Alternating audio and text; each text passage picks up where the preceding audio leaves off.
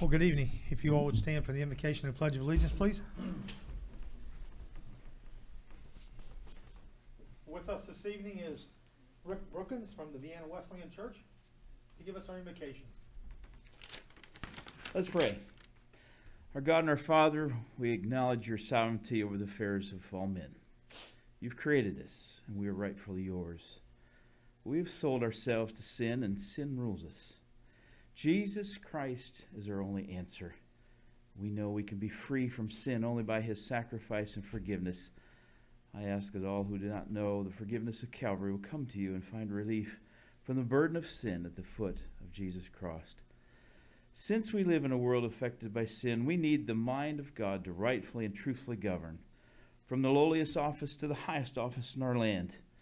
I just pray tonight that you would give those who govern over us, particularly the city council, your wisdom to govern in truth.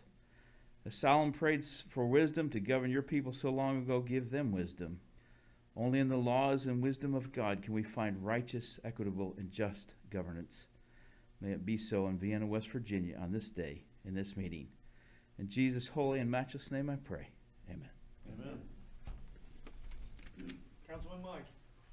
I pledge allegiance to the flag of the United States of America and to the republic for which it stands, one nation, under God, indivisible, with liberty and justice for all.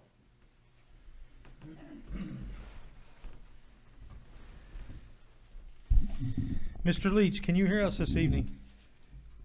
I can hear you fine. All right, thank you. We can hear you as well. I'd like to call to order this regular session of the Vienna City Council for April the 22nd, 2021. We'll start out this evening's agenda with the public forum. We have one person that's signed up to speak, and that would be Brenda Powell.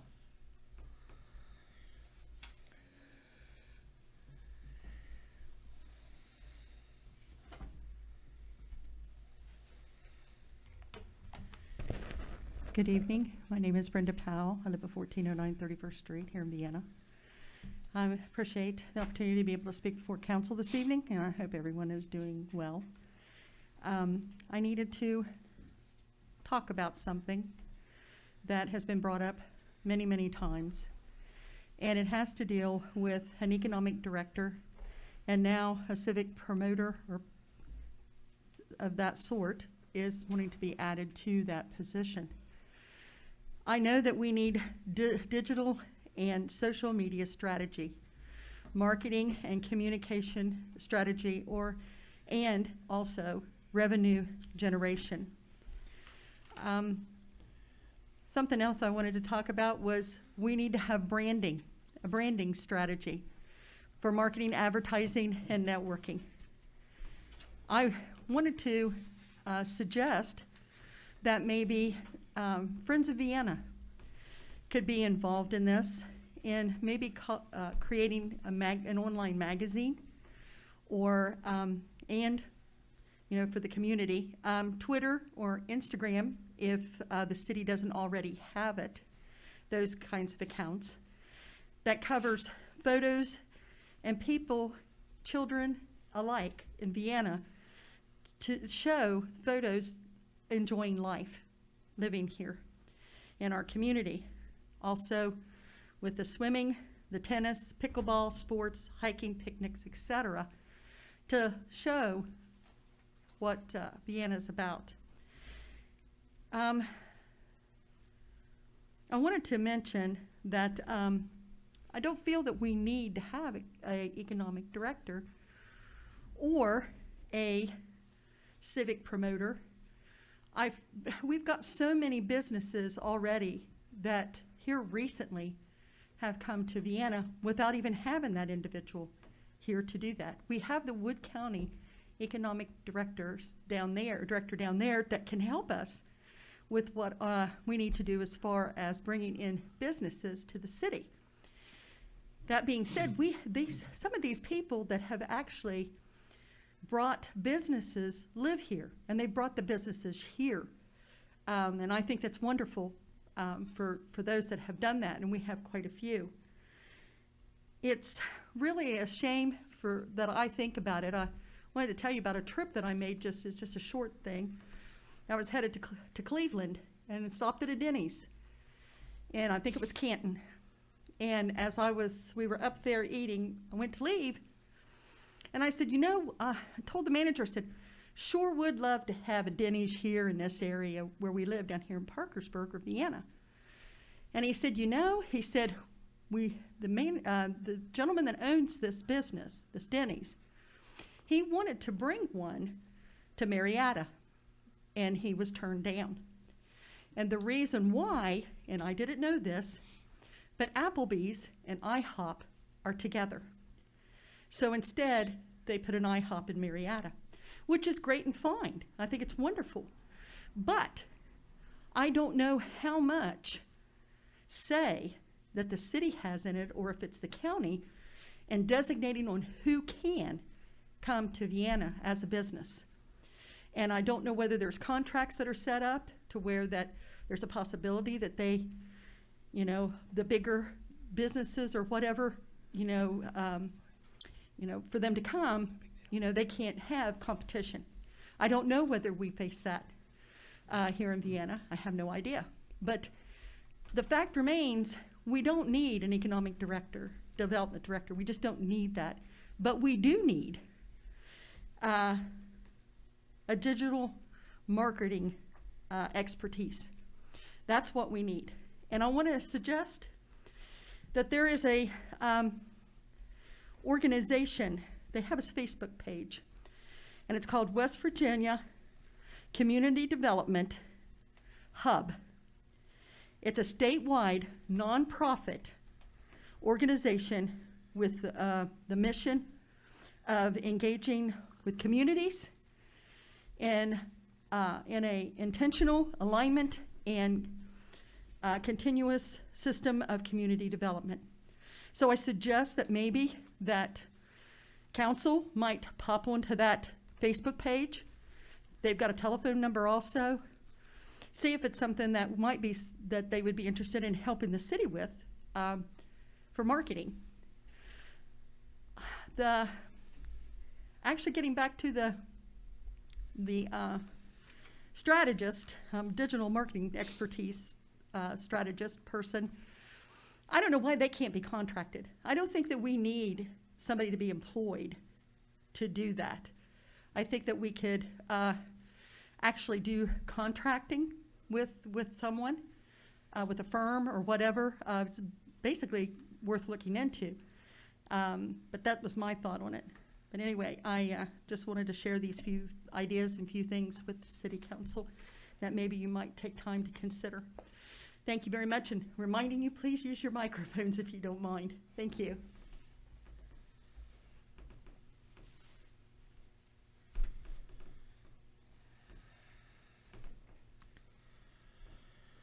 Let the record reflect that I've taken roll, that all members of council are present this evening. Councilman Leach is joining us by phone, and the exception is Mr. Bibby is absent this evening. Having a quorum, we will proceed.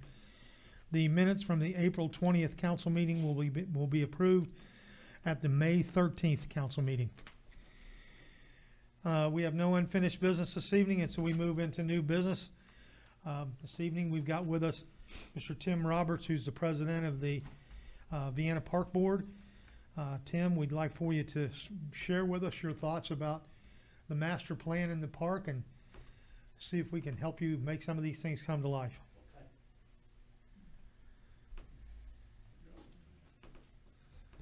Well, the mayor took care of my first 10 minutes, and that was to introduce myself. So this should move along a little quicker. The reason I'm here tonight is, and can everybody hear me okay? All right, is to give you an update on a project we've been working on, which is a master plan for the parks and recreation facilities that we currently have here in the city. A little background, I came on the board, I think it's been a little over 2 years ago, right around 2 years ago. And shortly after that, we started talking about a master plan.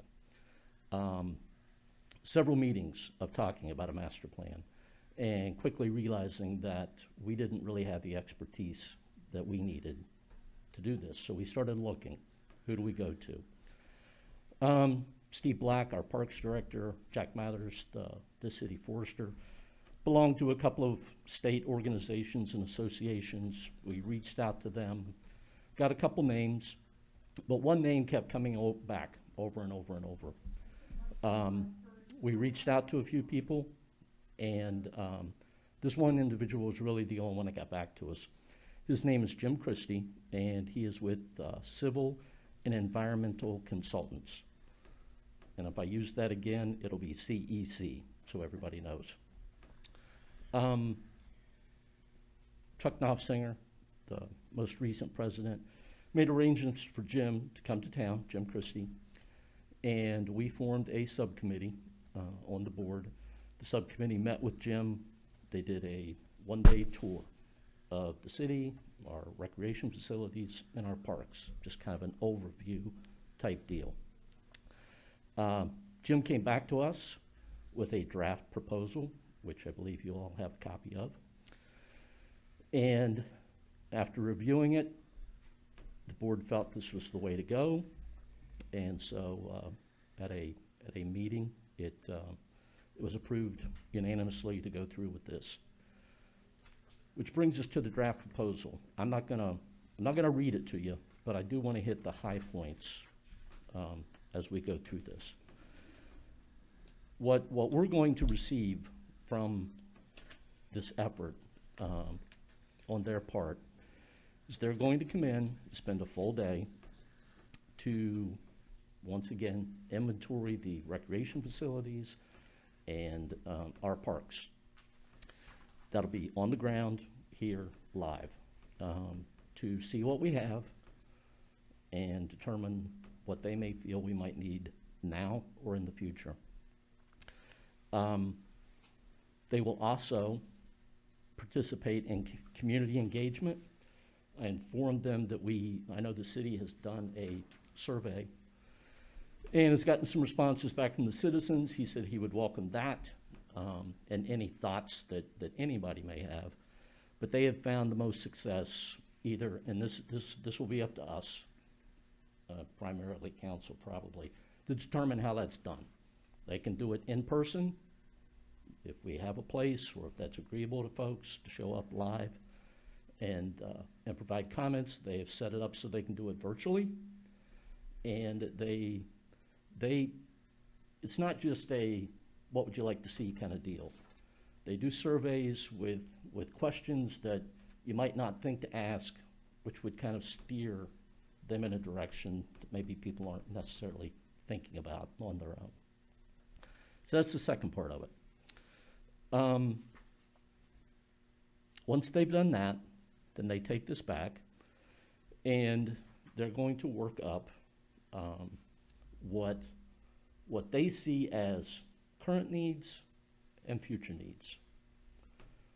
And what we're going to come out of with this, I would call it a roadmap, okay, to where we need to get to. They can take their experience based on what they're seeing as far as trends across the country and specific needs to our area and help us identify the priorities. And brief conversation I had with him the other day, he said, you know, we'll probably walk away with 5 high targets, 5 high priorities, maybe 5 medium priorities, maybe 5 low priorities. But we also might be able to identify some low-hanging fruit, something that we can do rather quickly and inexpensively.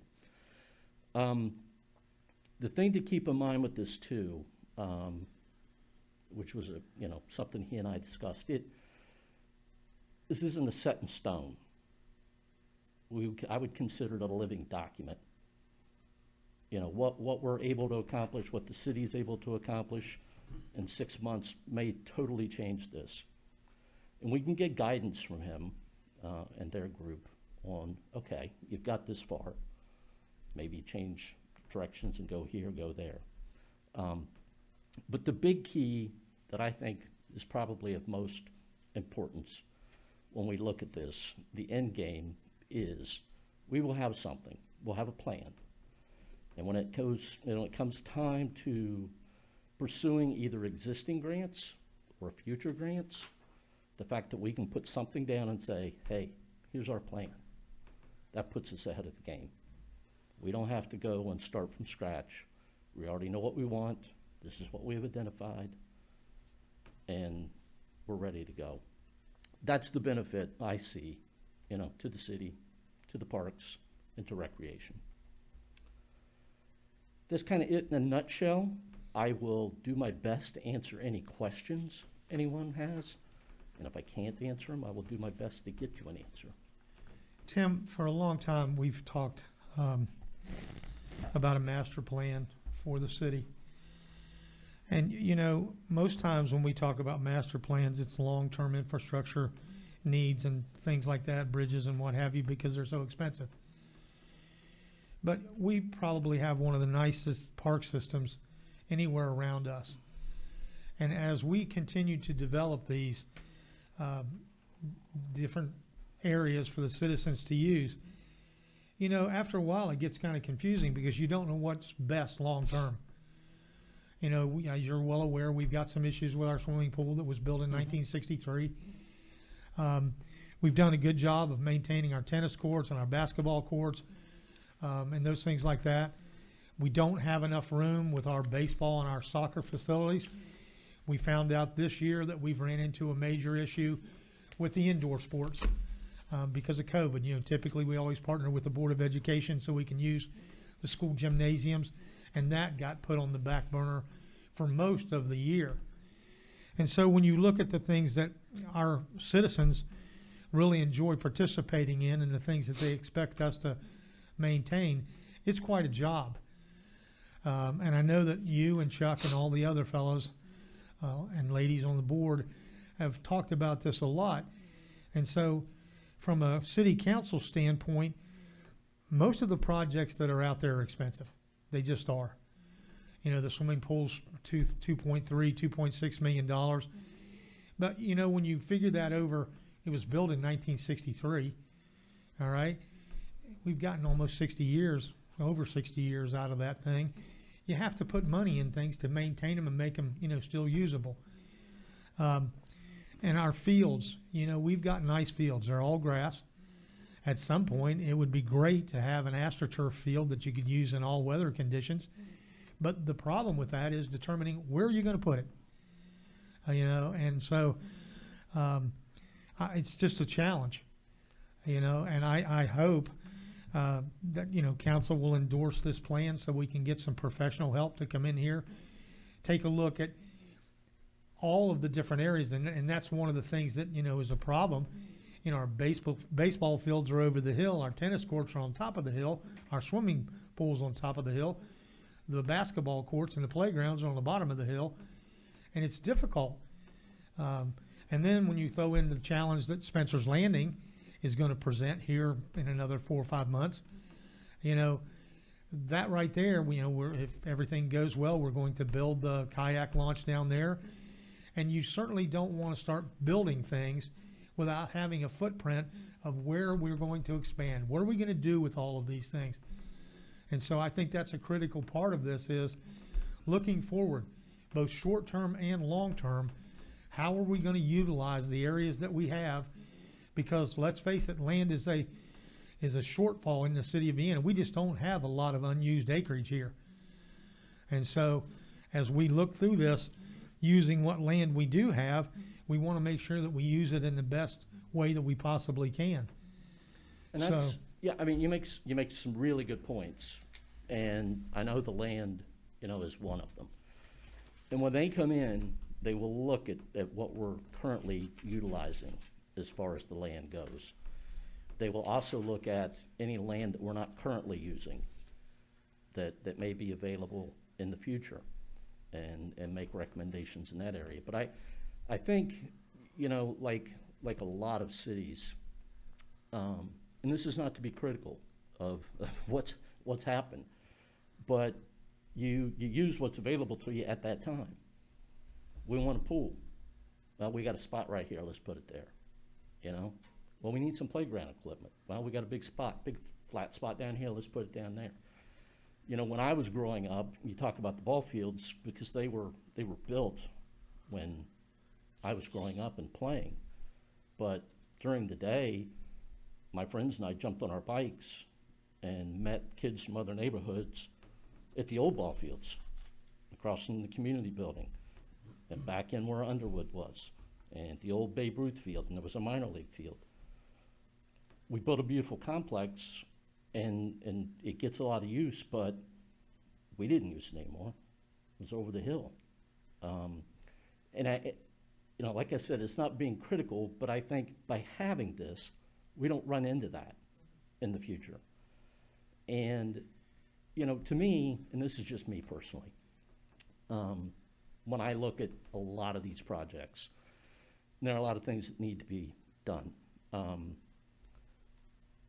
I think we get caught up sometimes. I'm bringing you all in this with me right now. And Parkersburg has this, or Marietta has that, or Williamstown has this, so we need it.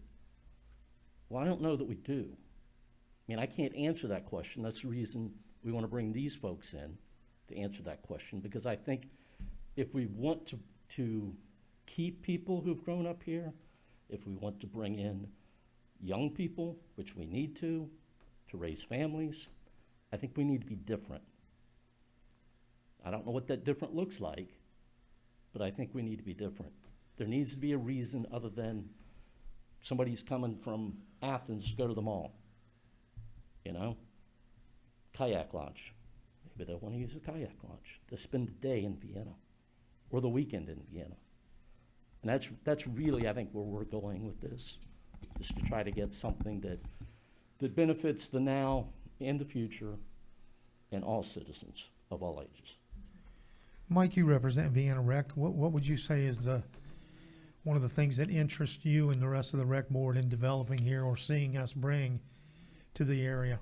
Well, the big thing, Tim, you're doing a great job. You took over for Chuck as the president. You're doing a phenomenal job, and it's neat to see you, because I grew up playing baseball for his dad, and it's neat to you see you carrying on what your dad started. So the biggest thing is, like I'm with you, we played baseball. We lived and died and played baseball over on Rosemont Road, and now with the growth of the soccer program, the baseball, once you hit 13, there's nowhere to play baseball here in Parkersburg. So that's why Randy and I, we went up on the big hill. Everybody knows I'm trying to get that hill removed, and we need room. We need to get our baseball back, and soccer have their own place.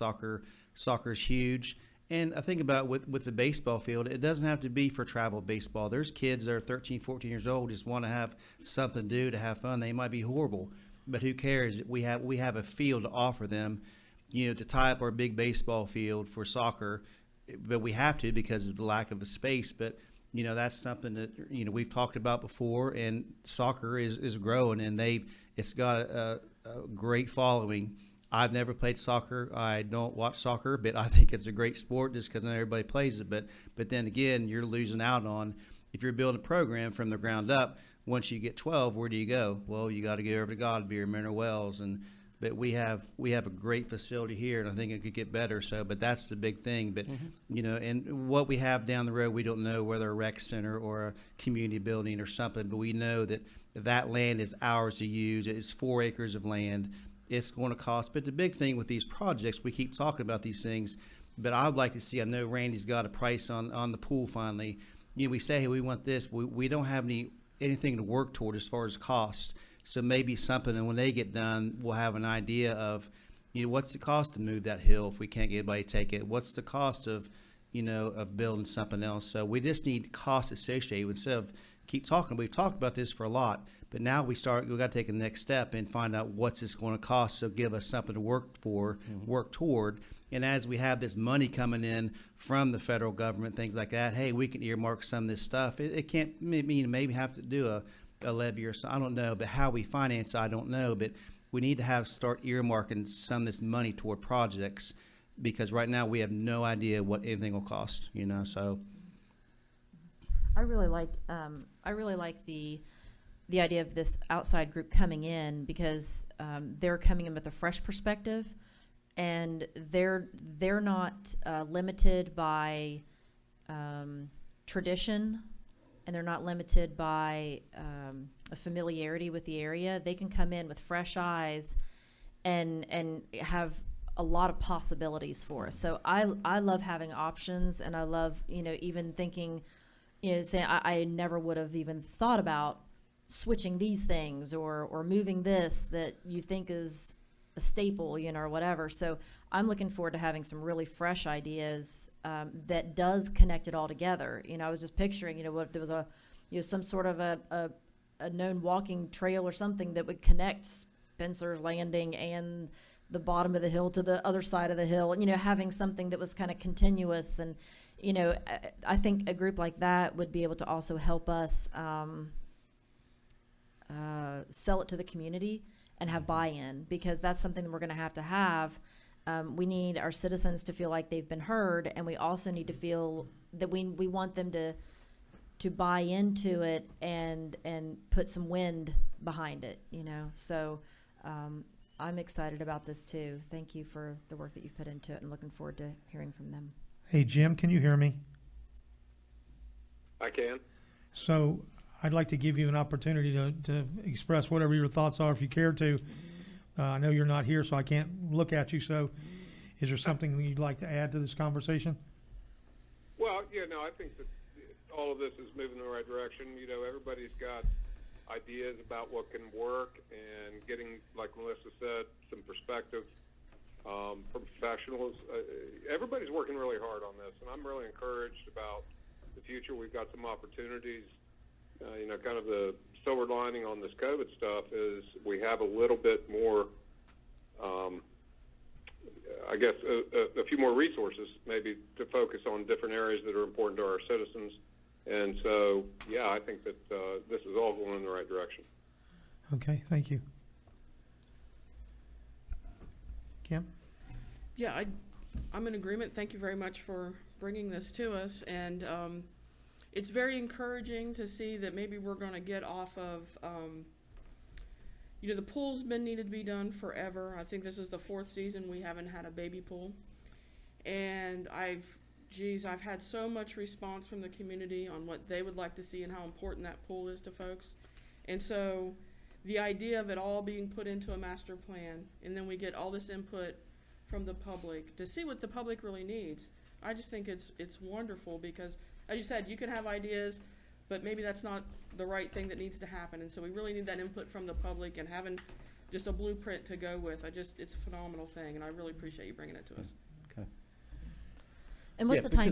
because What's the time frame again? So, because I'm wondering, I know that for the pool, we're wanting to have kind of a plan by the time pool opens this year, and hopefully by the time the pool closes, we're going to move forward on that. Is that, how are they considering the pool as a part of all this? Well, the timing will be tough.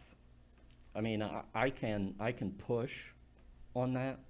I mean, what the agreement says is that after, you know, I should have a final proposal. Like I said, this is a draft proposal. They'll just clean it up a little bit. It's being, which was kind of interesting, and I hate to take up everybody's time, but once he puts this together, it has to be seen by 2 other people who are not involved in the project to make sure that nothing was missed or needs to be added, which was kind of comforting to me. But they say that within 30 days of us saying we're ready to go, which for them, I mean, I know there's a process that Steve will have to go through, but I mean, he told me if you give me a phone call, then that starts the clock.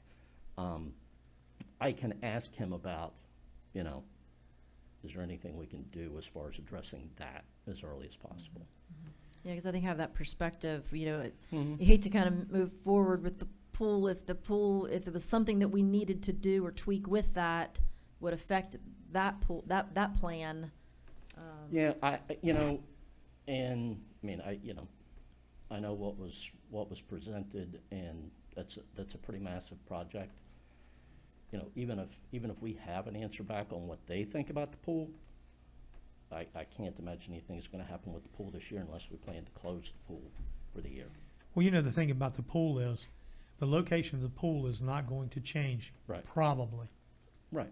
It'd be really hard to find another location for the pool. Yep. So no matter what we do with the pool, and it's interesting because just this week I got another video clip from a pool in Benwood, West Virginia. And it's almost identical to the program that we were shown last week, But the cost for all the renovations up there, including the splash pad and it's not a wading pool, not a baby pool, but the moon pool concept, was 1.7. And so the numbers are coming down. And I think that if we tweak what we're actually looking for, it gets more and more affordable. But having said that, the money for this study is in the budget. It was Yep. approved last year. Okay. And so it's there. We don't have to find the money for this. We just have to vote to authorize the money to start this. And so next meeting, I'll put it on the agenda. We'll see what happens there. And then, Tim, hopefully we'll give you the green light and we Okay. can get your engineering company in here and start the process. Okay. All right, I appreciate the time this evening. I would just leave you with this, and these were my thoughts today. And that is that we need a plan, and we need priorities, and we need to be prepared to move. So the board is coming forth with the plan and the priorities, and we hope the citizens and the council will be prepared to act at that point. So, thank you very much. Thank you. And I'm the secretary of the park board, so don't expect any great memos from me. I can't talk to Tim because my notes are horrible. Thanks, Tim, thank you. I forgot my mask. I'll go get it. You don't have to do that, You're Tom. fine. I'm sorry. Hey, Teresa? I'm the only one here without a mask. You'll be fine, Tom. Well, then by the I've opportunity had in the that. hallway, would you bring Tom a mask, please? I have had my shots. Could you put that in the paper, Jen? Tom forgot his mask. Thank you. There you go. Jen will write about it. All right, You're right. okay. All right, so we move on this evening. We have a proclamation up next, and unfortunately, I'm going to read this, so I'm going to take my mask off so I can do this.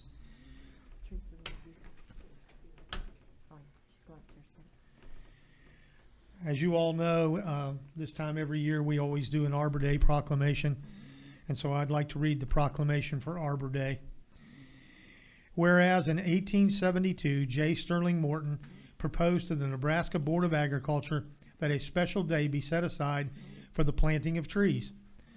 And whereas this holiday, called Arbor Day, was first observed with the planting of more than 1 million trees in Nebraska. And whereas Arbor Day is now observed throughout the nation and the world, and whereas trees can reduce erosion of our precious topsoil by wind and water, lower our heating and cooling costs, moderate our temperatures, clean the air, produce oxygen, and provide habitat for wildlife.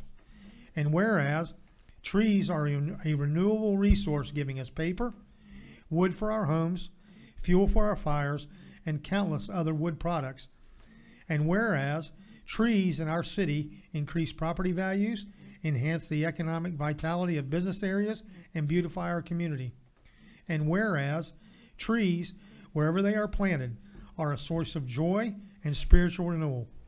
Now therefore, I, Randall C. Rapp, Mayor of the City of Vienna, do hereby proclaim April the 30th, 2021 as Arbor Day in the City of Vienna, and urge all citizens to celebrate Arbor Day and to support efforts to protect our trees and woodlands. And further, I urge all citizens to plant trees to gladden the heart and promote the well-being of this and future generations. So, Arbor Day, April 30th of this year. The last item on our agenda this evening is a resolution. As you all are aware, the City of Vienna is a member of the West Virginia Municipal League. There are 230 cities in the state of West Virginia, and all 230 cities are members of the Municipal League. The Municipal League represents us at all levels, state and national, when it comes to items that affect us all. And so they've asked us to join with all of the other cities in West Virginia to approve this resolution supporting the West Virginia Municipal League 2021 Federal Advocacy Agenda. Whereas the City of Vienna supports and requests that its congressional delegation support the 2021 WVML Federal Advocacy Agenda, and whereas West Virginia cities are the building blocks of good government and centers of commerce, culture, and education in the Mountain State. And whereas the City of Vienna, alongside the West Virginia Municipal League and its 230 member cities, towns, and villages, will be active in advocacy to the United States Congress, the White House, federal agencies, and key stakeholders on important federal legislation, regulation, policy, and resource issues in 2021. And whereas rebuilding West Virginia cities from the impacts of COVID-19 and other challenges must be a top federal priority in the Biden-Harris administration and the 117th Congress. We call for robust national investment and innovative, nonpartisan, and common sense solutions in Washington, D.C. in 2021. And whereas the WVML has gathered input from its member cities and identified key priorities that were developed, drafted, and passed by its legislative committee to form the 2021 West Virginia Municipal League Federal Advocacy Agenda that is summarized below. And whereas the 2021 Federal Advocacy Agenda supports solid funding for key domestic appropriations that support local communities, including the Appalachian Regional Council, the Appalachian Regional Commission Power Grant Program, the Housing and Urban Development Community Development Block Grants, the EPA Clean Water and Drinking Water State Revolving Funds, various U.S. Department of Transportation grant programs, the Bill Grants, the TAP program, the TCSP program, EPA Brownfield Grants, the USDA Rural Development Program, FEMA Assistance to Firefighters Grants, Safer Firefighter Grants, Department of Justice Cops Hiring Grants, the Outdoor Recreation Legacy Partnership, the National Endowment for the Arts, and the Historic Preservation Fund.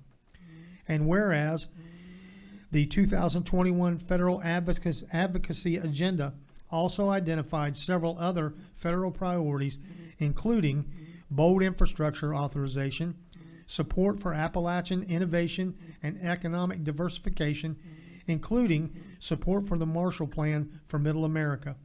Support for Appalachian innovation and economic diversification also includes supporting funds appropriated for substance abuse, treatment, prevention, and recovery programs, tax incentives for revitalization of downtowns, and support for anchor institutions in communities. Now, therefore, be it resolved that the City of Vienna, West Virginia, supports the West Virginia Municipal League 2021 Federal Advocacy Agenda and believes that support of the above is critical to cities of the Mountain State.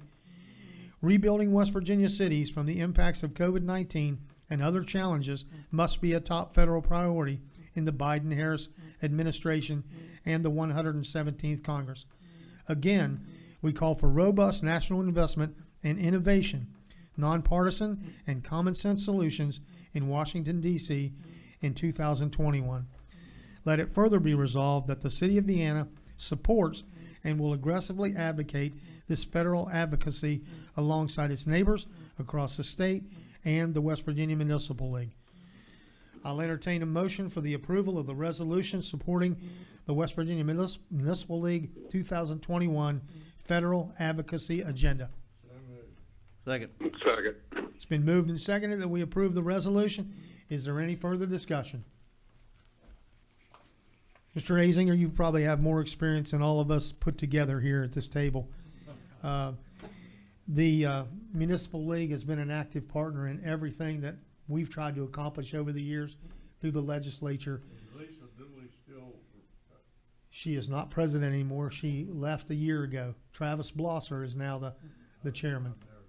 Yeah, Lisa Dooley is one of a kind. Yes, she was. Is. Yeah.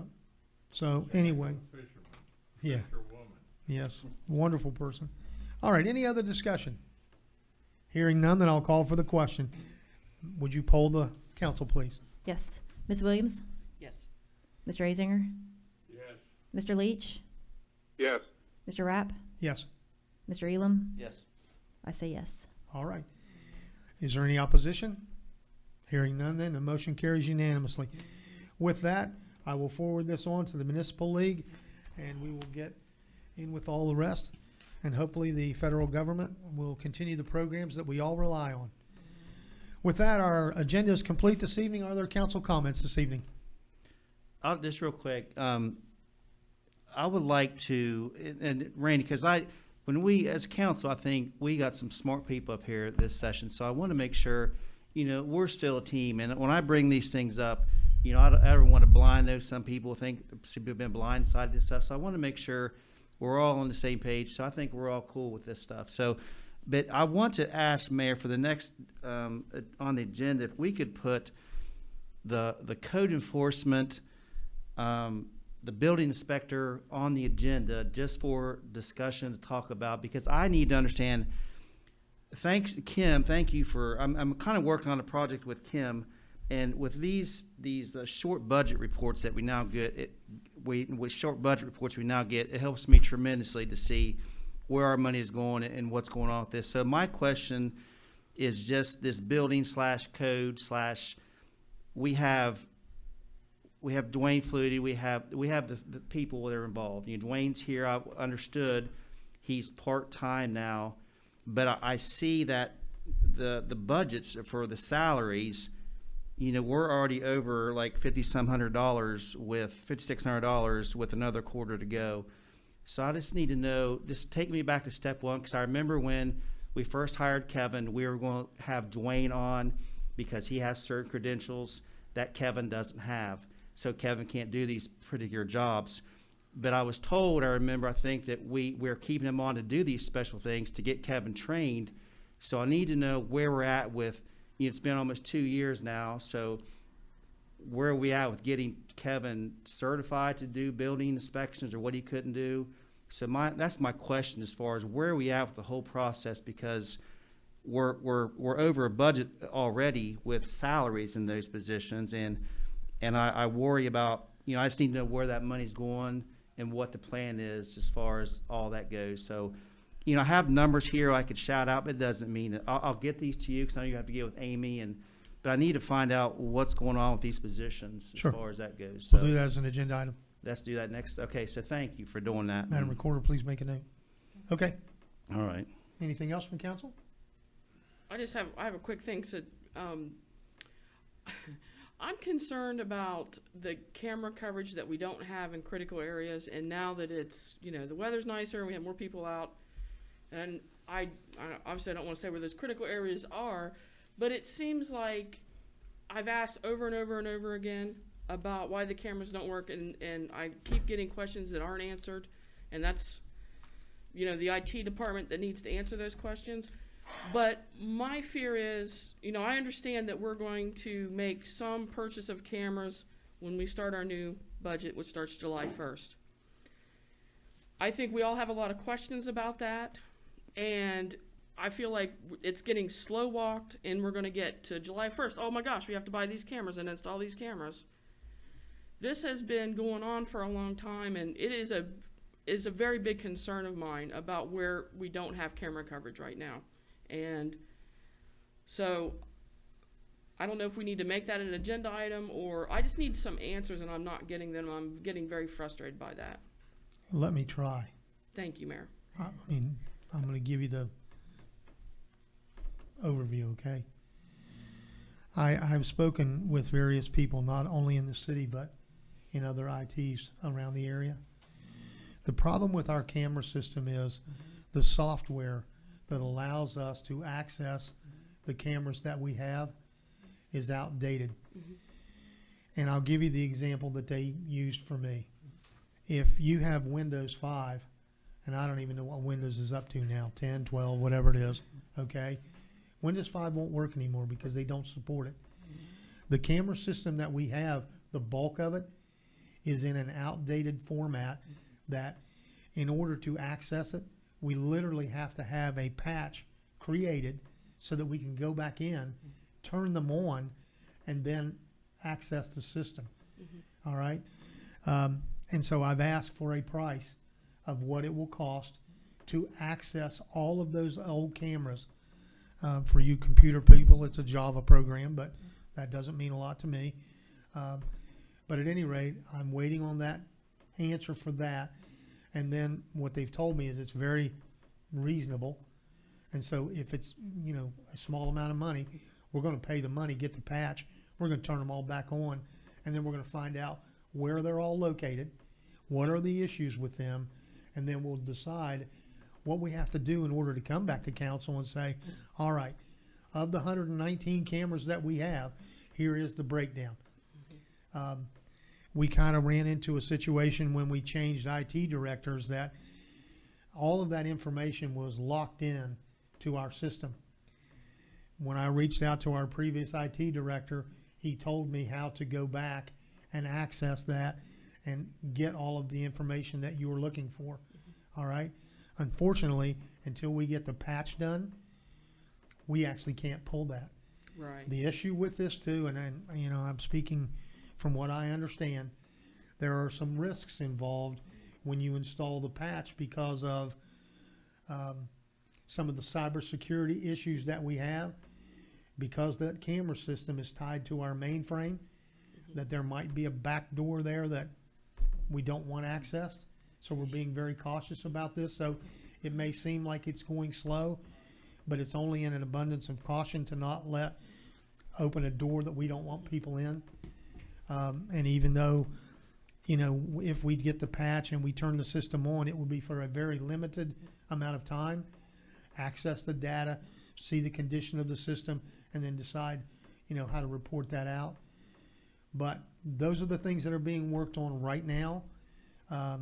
And unfortunately, the gentleman that can do this patch has not gotten back to me with that price yet.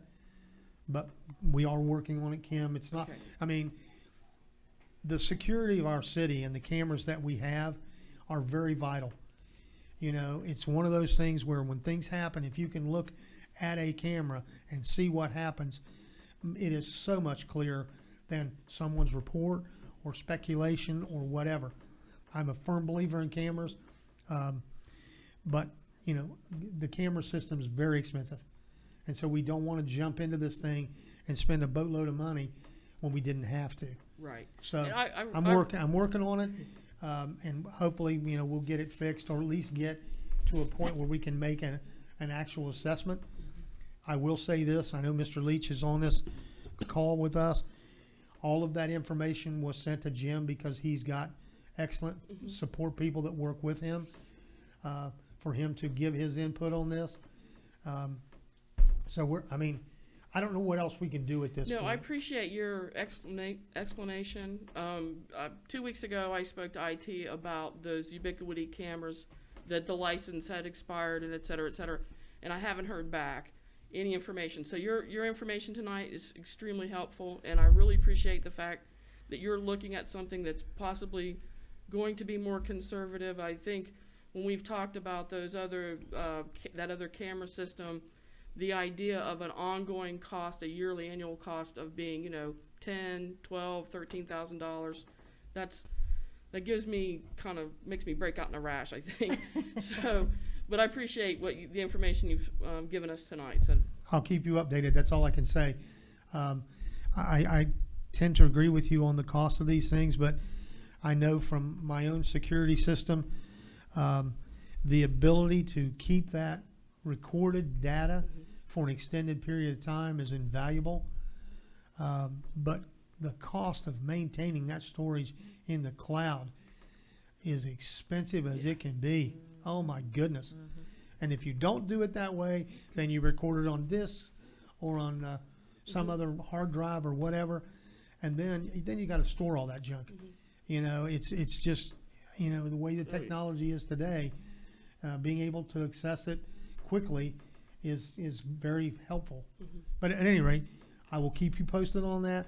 That's where we're at right now. Hopefully it won't be much longer, and we'll be able to access the city system that we have and figure out exactly where we are. thank you very much. I appreciate that. Okay. I have can a tell comment Leach on has that been working with you because quickly. you talk very Not intelligent being about there, that but, stuff. It's good. You know, I do believe that we can preserve our investment in the cameras that we have. And the explanation is a little more complex than I can do on the phone here. But, you know, I'm with Kim, and I've expressed this before, that I believe that we have an opportunity to prioritize the security areas of camera coverage that we have in the city, and again, to preserve some of the investment that we've made. And, and I've been researching that independently. So I do believe it will be a full agenda item. And in fact, I'd go ahead and ask that be put on the next agenda.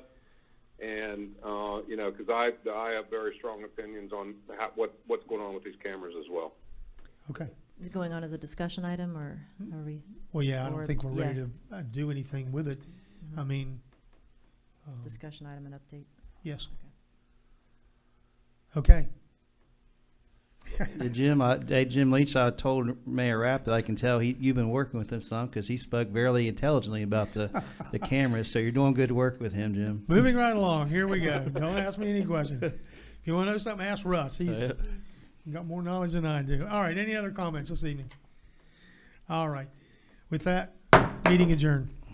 Thanks, Good night, Jim. everybody. See ya. Thanks, Jim.